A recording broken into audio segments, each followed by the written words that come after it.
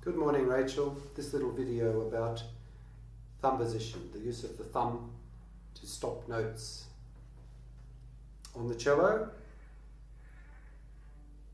I'll begin by offering, I guess, my favourite first thought about this, that as for the singing stopping of fingers all over the cello, in the neck positions included, I would like to draw on my body as efficiently as possible for the work, the substantial work of pulling the string down with the thumb. And to do that, I need to draw on the thumb with my whole arm from the shoulder, and so to find the thumb in its strongest modality, not meaning to act on its own to get the string down, but rather to hold a natural, comfortable posture and to be drawn on from further back. So it would be the continuation of this kind of action, natural hand shape, and bring the thumb to the string, a movement of the whole arm from the shoulder, and then to continue on a little bit to stop the string. And so I can feel as strong as possible. I guess over time I've developed a little bit of unnatural strength for this kind of thing by doing it for so many years. And sometimes I've done exercises for that on purpose, like obviously just holding a stopping force with a good posture for a few seconds, comfortably strong sort of pull from the shoulder, and then releasing to rest. The next thought occurs to me, about which I'm pretty confident, is that it's my preference to keep my wrist always in thumb position undeviated, so not this way or that way, but with a nice direct line through the wrist wherever I am in the thumb position. In the lowest of the thumb positions, I still would be going for that undeviated thing, even though my wrist will tend to pop up a little bit for its best posture in the lowest positions. The exception to the straight line through the wrist, undeviated wrist, would be occasionally where I need to get thumb or fingers oriented to the fingerboard more this way. The other would rarely occur, and then I would, somewhat reluctantly, bring my wrist into this radial deviation, but I would be careful to promote that deviation from further back and not just to pull my wrist by itself against the rest of the arm. It would seem that one of the obvious reasons for deviating the wrist in the radial direction would be to get the thumb perpendicular to the line of the string in order to have in-tune fifths. When I was a youngster at the cello, I used to aim for that just about all of the time, and so I had a lot of tension in my left wrist. So that perpendicular thumb and the wrist deviated would result in this kind of awkwardness for the fingers as well, and it would be quite hard to play the scale, a major scale, so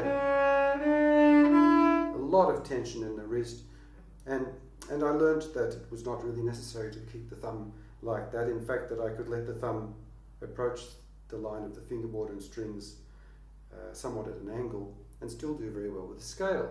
So this, I suppose, is my next point, that my standard thumb position would keep that line through the wrist, allow the fingers to approach the fingerboard not square, and digit by digit I would make necessary adjustments. So when the thumb would play on the A string and might be a little flat, I would simply adjust the thumb like this, so that in this case the E would not be flat.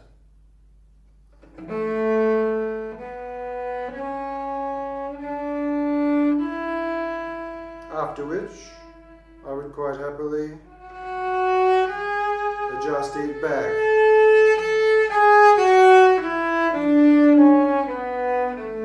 So I take this as just another example of how things can be a little bit more complicated than they might seem to have to be in order that a left hand can function at a virtuosic level.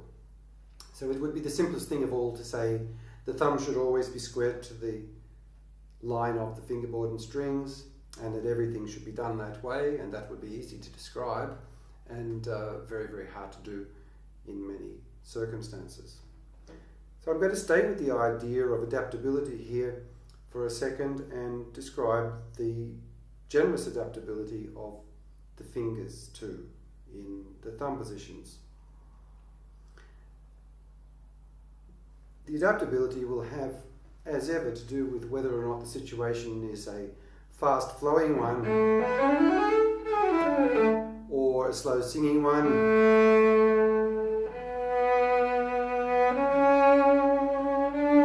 or whether there might be double stops involved. So you can see quite an adaptation there for the sake of this D, F sharp third, where my choice would be to hyperextend the index finger. Why? In order to get a bit of flesh down onto the F sharp. I could otherwise do it with the nail. Not so pleasing in this circumstance. And the third finger looks a bit longer than usual, a bit straighter than usual. The thumb might be touching or not really needed. Another instance would be the same, say, D and F sharp, encountered as part of a singing situation. And then I might often choose to use the index finger like this, not like that.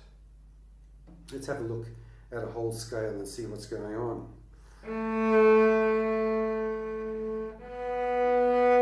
So, long finger with a natural curve and a high knuckle here. The height of the knuckle makes a really nice strong arch shape and allows me to get some end pad onto the singing note. And so I would prefer that posture to one like this, with a less strong arch and less pad on the singing finger. The movement to the C sharp for the second finger, I would release the index finger. It's free to relax. Maybe it's slightly above the string. The thumb might be still at about an E, A, fifth, but by no means holding down or trying to play those two notes in tune while the C sharp is singing.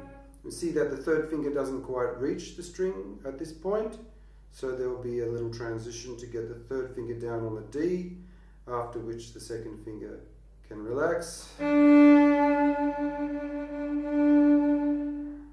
Why might the fingers be up in the air?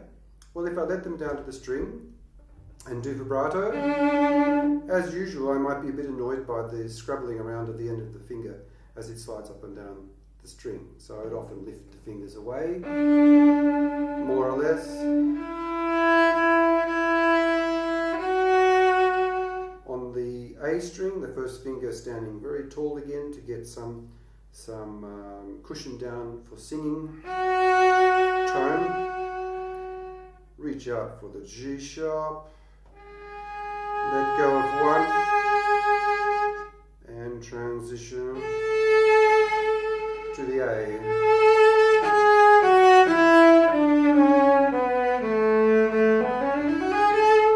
Now in the fast version,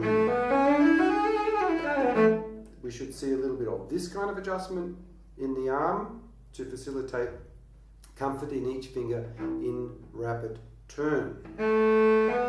So I would not begin necessarily in a position where the third finger was already available, but I would rapidly roll or rotate over to it like this.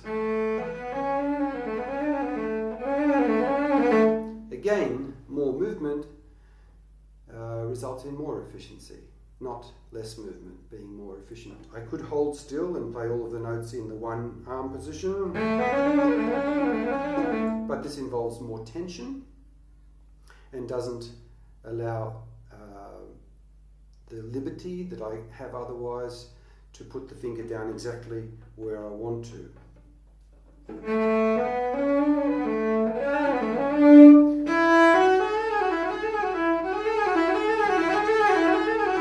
The comfort of each finger in this situation seems to have to do with this kind of movement of the whole arm.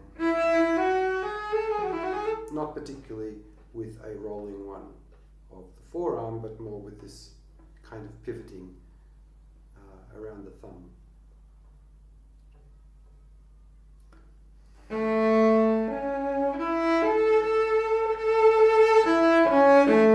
The thumb vibrato seems readily available with the same mechanism, alternation of biceps and triceps, that I would use for the fingers. And the thumb doesn't need to press very hard, and some reasonable warmth of tone is available even through the nail end of the thumb.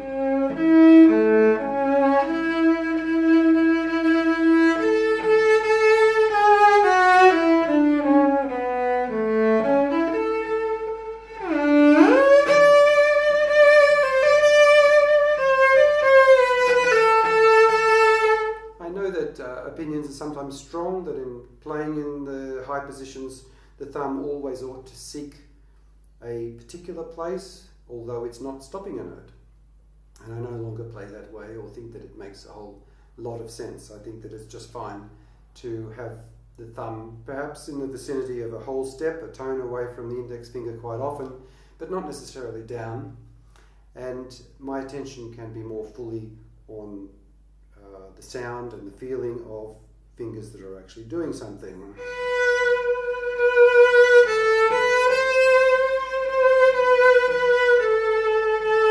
Again, with this kind of vibrato, if the thumb is at the string, it's going to be quite clearly felt to me as an intrusion, as a sensation that gets that's a distraction, and indeed the thumb may scrabble on the string as part of the vibrato and make an extraneous sound. So I guess the summary that I could make at this point is something like the one that could be made for left-hand work in general, that while it would be easy to make simple pronouncements about what correct postures should be, that it will turn out that in the amazingly diverse world of a clever left-hand technique,